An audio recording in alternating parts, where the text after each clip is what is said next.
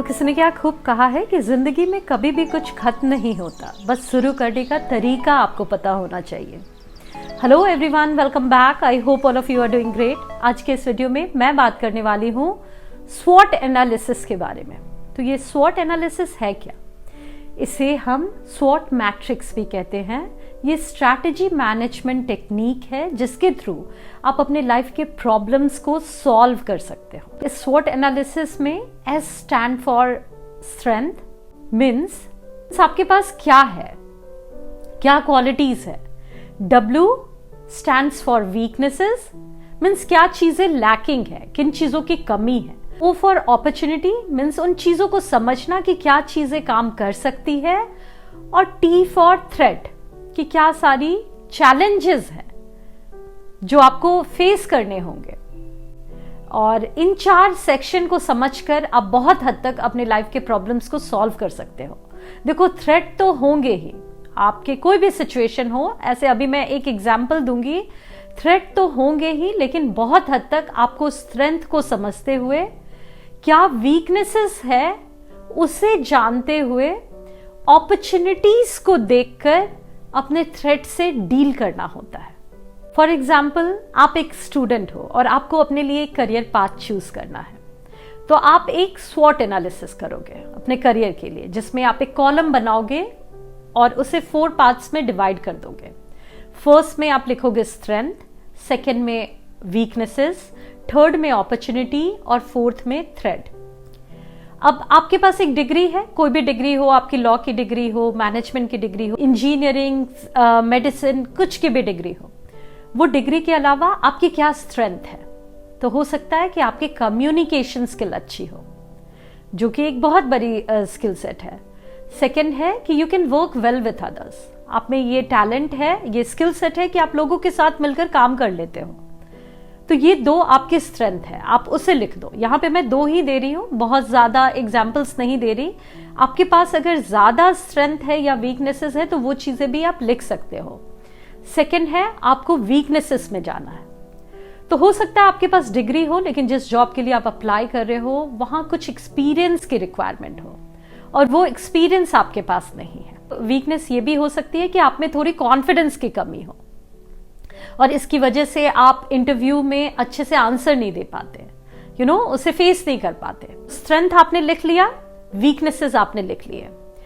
अब अपॉर्चुनिटीज जो आप लिखोगे ना, मीन्स क्या आप कर सकते हो, उसके लिए बहुत हद तक आपको अपनी वीकनेसेस को देखना होगा और यही सबसे इंपॉर्टेंट। तो स्ट्रेंथ को आप जानकर थोड़ा स्ट्रांग फील करोगे, वीकनेसेस आपको पता होना चाहिए ताकि आप उसके लिए एक अपॉर्चुनिटी क्रिएट कर सको। तो यहां पे जैसे आपके पास एक्सपीरियंस नहीं है, तो यहां पे अपॉर्चुनिटीज क्या हो सकती है कि आप कुछ ट्रेनिंग प्रोग्राम्स ज्वाइन कर सकते हो, कुछ ऐसे स्किल सेट ले सकते हो अपनी डिग्री के अलावा जो आपको बेनिफिट करेंगे। तो आपके पास अगर एक्सपीरियंस नहीं भी है तो आप वो स्किल सेट दिखाओगे जो एडेड एडवांटेज होंगे आपके लिए, है ना, और वो शॉर्ट टाइम पीरियड में किया जा सकता है। तो वो आप स्किल सेट या ऐसी ट्रेनिंग प्रोग्राम आप ज्वाइन कर सकते हो। तो ये अपॉर्चुनिटीज हो जाएगी जिसके थ्रू आप अपनी वीकनेस को टैकल कर पाओगे, डील कर पाओगे। दूसरा ये भी है कि जब सक्सेस आपको करियर पाथ में चाहिए और आप लो कॉन्फिडेंट हो जाते हो, तो लो कॉन्फिडेंट बहुत हद तक आप अपनी माइंडसेट की वजह से हो जाते होगे। और अगर आप गौर से सोचो तो ऐसे इंटरव्यूज में बहुत हद तक हमने क्या पढ़ा है ये बहुत मायने नहीं रखता, हमारी माइंडसेट मायने रखती है।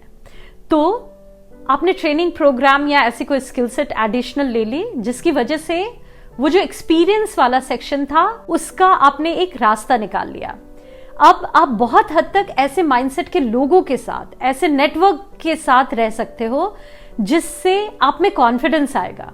तो आपके घर में या आसपास या आपके फ्रेंड सर्कल में भी कोई लोग ऐसे होंगे जिनको आपसे ज्यादा एक्सपीरियंस होगा, कुछ चीजों की नॉलेज होगी। तो वैसे लोगों से एक नेटवर्किंग बनाओ, इससे आपका कॉन्फिडेंस भी बूस्ट होगा और बहुत हद तक आपको चीजों की नॉलेज होगी, आपकी माइंडसेट भी पॉजिटिव होगी। तो 3 एरिया को आपने ओवरऑल कवर कर लिया और इसका कॉन्फिडेंस भी आप में आ गया। अब कुछ थ्रेट्स भी होंगे जिसे आपको देखना है और वो अगर नेग्लिजिबल होंगे या वो रिस्क ऑब्वियस होंगे तो फिर भी आपको उस ऑप्शन के लिए जाना चाहिए। जैसे इस सिचुएशन में थ्रेट क्या हो सकता है आपके लिए कि बहुत ज्यादा हाई कंपटीशन हो सकता है उस जॉब मार्केट में, टाइम टेकिंग हो सकता है, तो ये आपको पता नहीं होगा कि कितना टाइम लगेगा इस प्रोसेस में।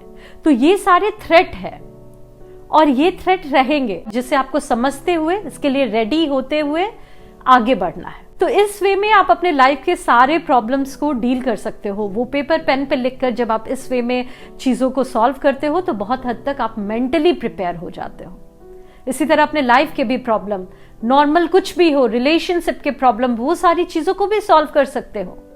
फॉर एग्जाम्पल, आप किसी इंसान को पसंद करते हो तो क्या स्ट्रेंथ है उसकी? वो एक बहुत लॉयल इंसान है, आप दोनों की ट्यूनिंग बहुत अच्छी है, ये स्ट्रेंथ हो सकती है। वीकनेसेस क्या हो सकते हैं? वो हो सकता है थोड़ा इमेच्योर हो। दूसरा हो सकता है वीकनेस कि जिस इंसान को आप पसंद कर रहे हो सकता है आपकी फैमिली या सोसाइटी उसे एक्सेप्ट ना करे, तो ये वीकनेस हो सकता है। अपॉर्चुनिटी क्या क्रिएट करोगे कि इंसान अगर इमेच्योर है तो आप समझा के उसे कुछ चीजें सिखा सकते हो। अगर फैमिली आपकी रेडी नहीं है तो उस वे में आप अपने घर वालों से बात कर सकते हो, कन्विंस कर सकते हो अपनी पॉजिटिव चीजों को बताकर, क्यों आपको वो चीजें चाहिए ये बता के।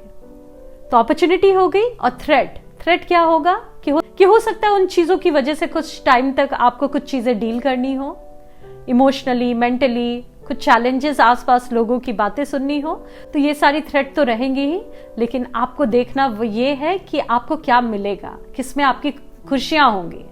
तो ये मैंने 2 एग्जाम्पल दिया और मुझे लगता है ये दोनों एग्जाम्पल आपके लिए बिल्कुल सूटेबल होंगे, क्योंकि जिस एज ग्रुप के मेरे ऑडियंस हैं, 17 से 35 तक मैक्सिमम ऑडियंस उस एज ग्रुप के हैं, उनके लिए करियर और लाइफ पार्टनर, ये 2 बहुत ज्यादा इंपॉर्टेंट एरिया होते हैं।